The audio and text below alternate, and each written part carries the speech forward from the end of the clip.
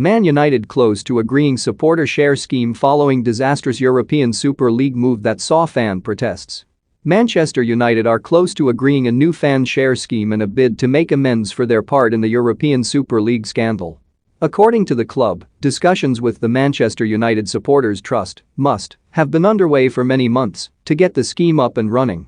A statement released by the club yesterday reads, "We are in advanced talks with Must about a fans share scheme which would open a path for fans to build, over time, a meaningful ownership stake in Manchester United.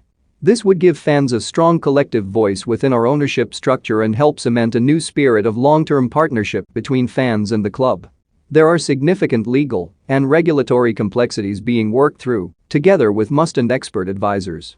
As well as making progress on the fans share scheme, we are also creating a fans advisory board as a new channel for board-level dialogue with supporters, and this is close to launch." The share scheme and advisory board were proposed by co-owner Joel Glazer at a fans forum last June in response to protests about his family's ownership. Glazer suggested that the share scheme and advisory board would help to reset the relationship with our supporters and strengthen the club as a whole.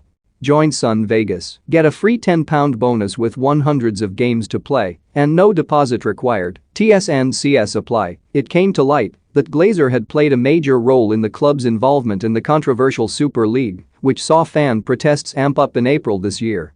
United, along with the other 5 Premier League clubs involved, withdrew from the proposed competition within just 72 hours of its announcement. There was heavy backlash from fans, pundits, players and government ministers who condemned the club's actions and proposed sanctions for the clubs involved.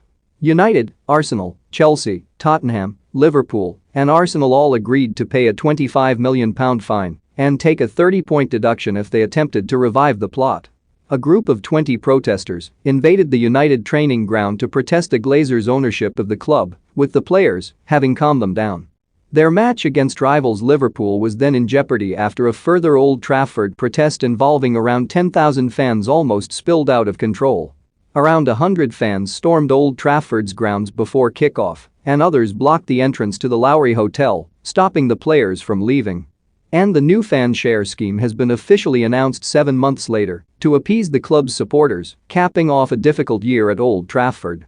The details surrounding the fan ownership scheme should be formally agreed by the end of the year, but will then be subject to a ballot of Must members.